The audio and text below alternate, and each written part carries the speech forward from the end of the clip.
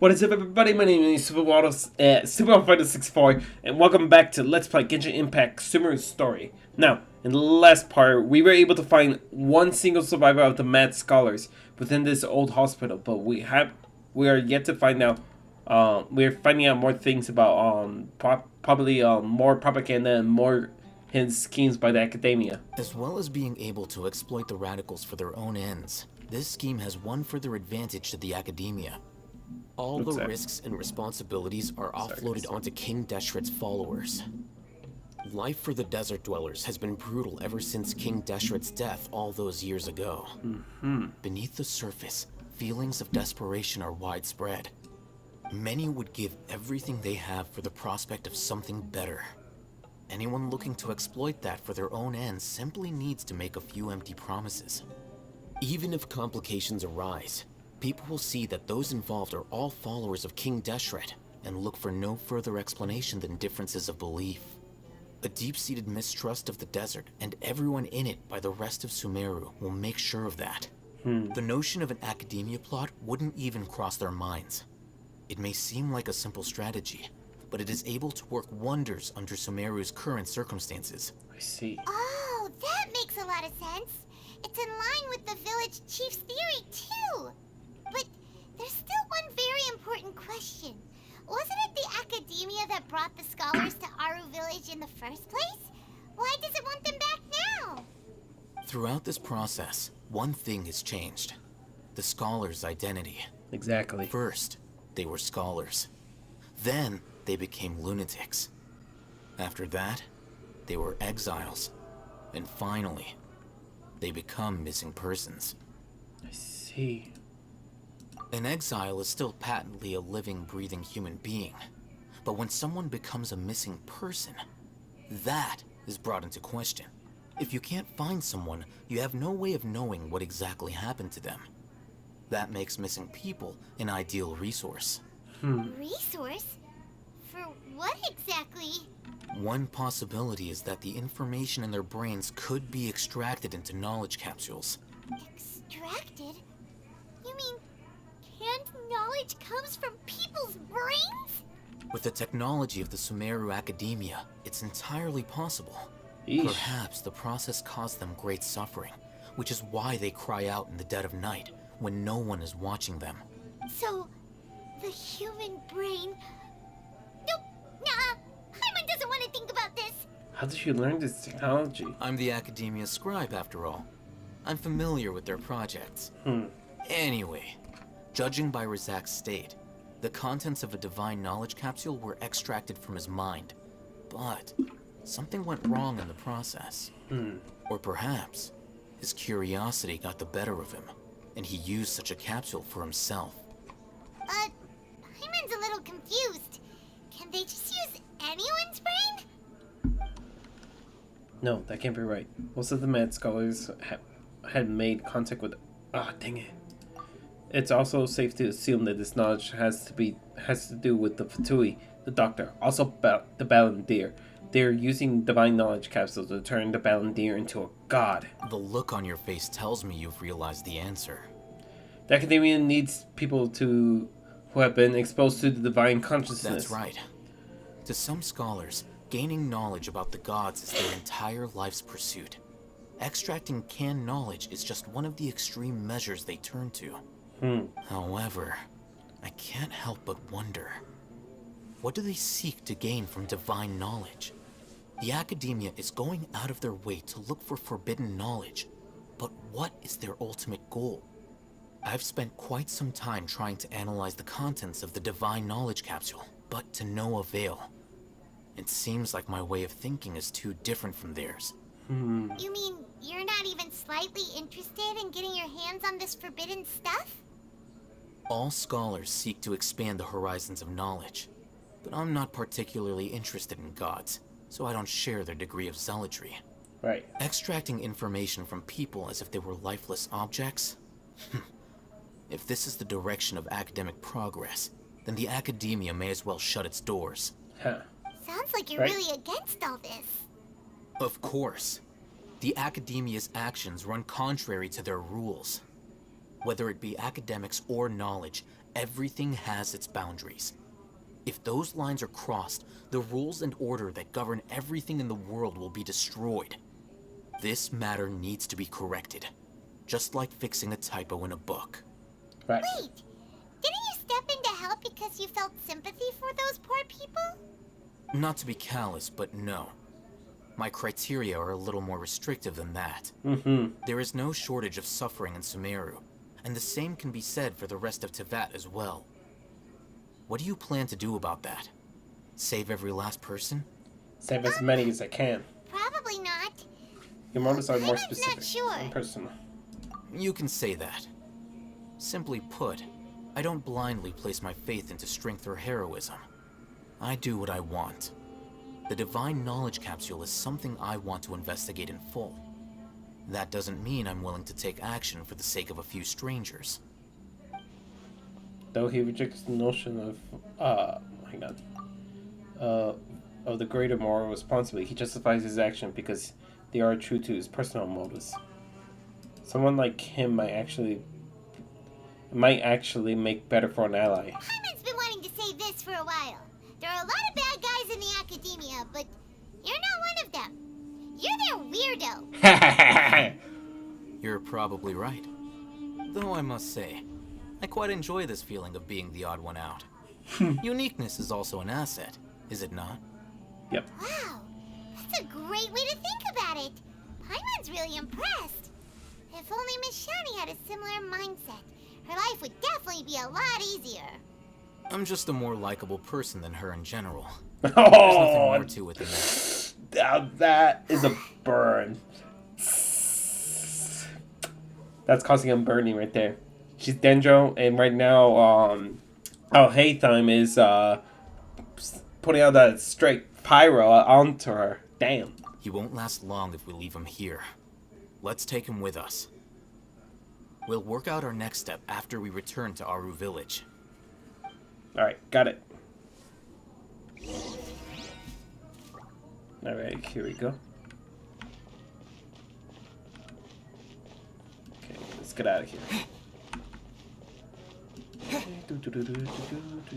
Eat. Yep, and I'm curious. Wait, hang on.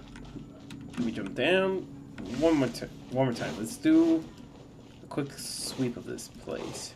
There's one more shiny thing. A dusty tableware. I'm curious whose oven was. Alright, we looked everywhere. We couldn't find anything. Alright, see you guys later. Bye-bye. Hope that this place burns to the ground into heck. Okay, now let's see. And teleport. Away! Excuse me, sorry guys if you gotta experience something weird in 2 years.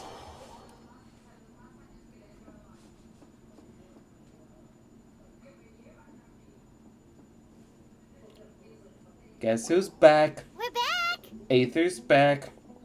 Tell a friend. You must be tired. You should rest and take some water. We're fine. Okay, we just What's the situation? Who's this? We'll tell you. Unfortunately, somebody who's too young to take on the role of Isak's grandfather. Nevertheless, he's one of the people we're trying to find. You tell everyone when we saw in the hospital you share your... come on. So, at one point in time, the abandoned Elazar hospital served as the academia's site for extracting divine cant knowledge. Yep, pretty much. Their plan must have been implemented at some point before we arrived at Aru Village, since divine cant knowledge has been in circulation for a while now. Yet, they fled once we were headed to the village, almost as if they knew we were on their trail. Why is that? Yeah, why is that? Because they We know may we have a can stop mole in him. our midst. I'll play him. One I'm of gonna us guess it could right be now. secretly revealing our whereabouts to the academia.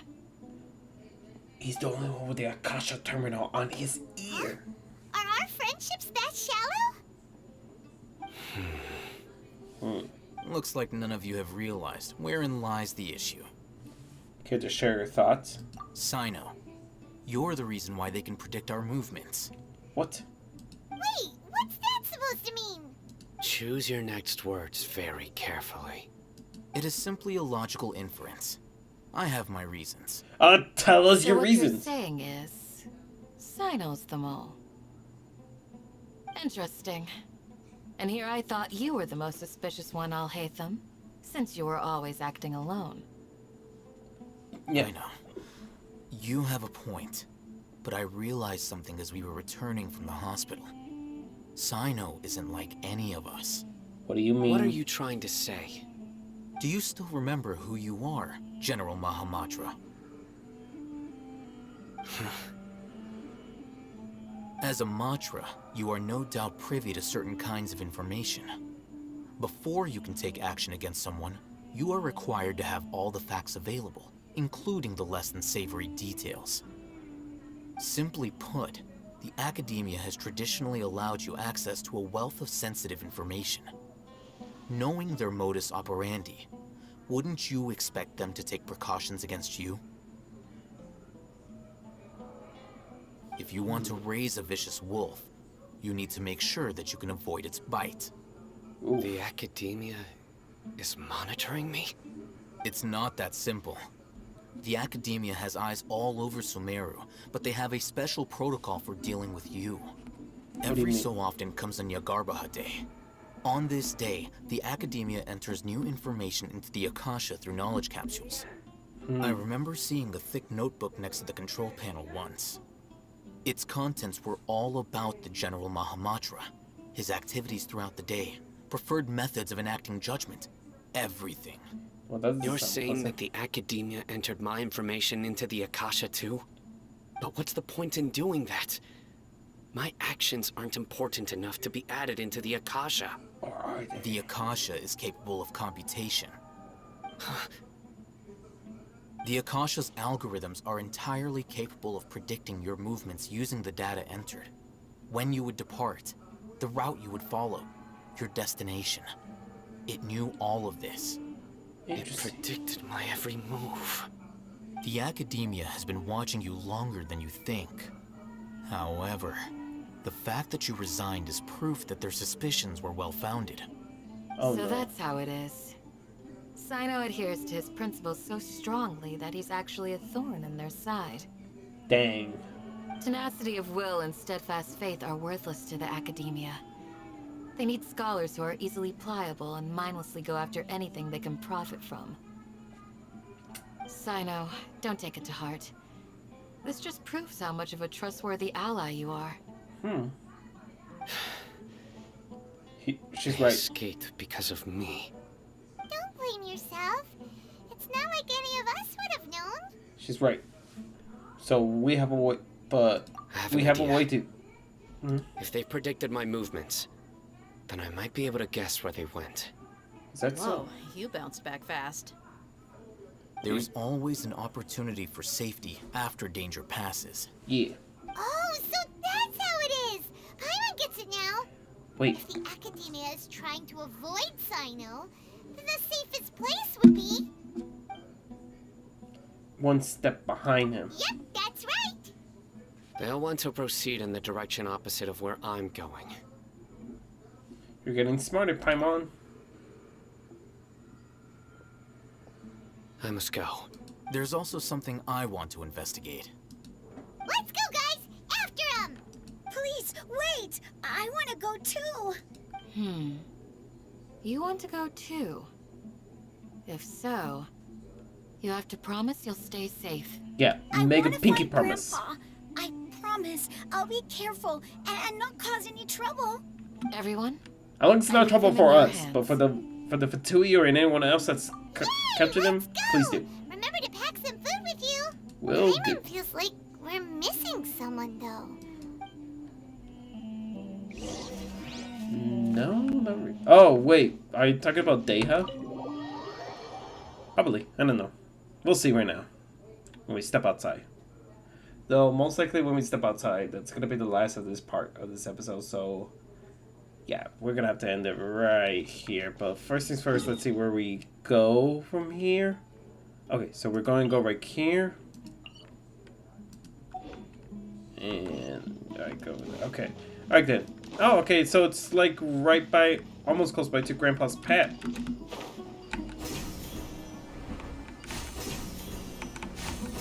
Woo! Oh my god, this is so much fun. Whee! Woo! Oh gosh darn it. Okay, we'll just get through this cutscene before I cut off. Because I think we'll have to end this recording session. Okay, side note, do you remember the route you took? Yes. After leaving the village, we should head straight toward the desert. Okay, so we're really gonna have a Sumeru rating. Oh, okay, so this is the end of this. Okay, so this is actually where I'm gonna end the episode, guys. Thank you everyone so much for watching. You guys like the video, you know what to do. Hit that thumbs up video. Thumbs up button. Share the video as well, guys. Please share the video. Excuse me, guys. Sorry, I'm stuck in routine. But anyways, please share the video and want to share your thoughts on the video. Go ahead and comment in the comment section down below. And also, if you're new here and you like my content, go ahead and subscribe. Please subscribe. We're trying to reach up to 150 subscribers before the first half of the year comes by, and I can't do that without you guys. So please help me out. Also, once you do subscribe, hit that lovely little bell to receive all notifications so you guys don't miss out a thing. I am Super for this. This has been Genshin Impact Sumeru story. Peace out and God bless you all.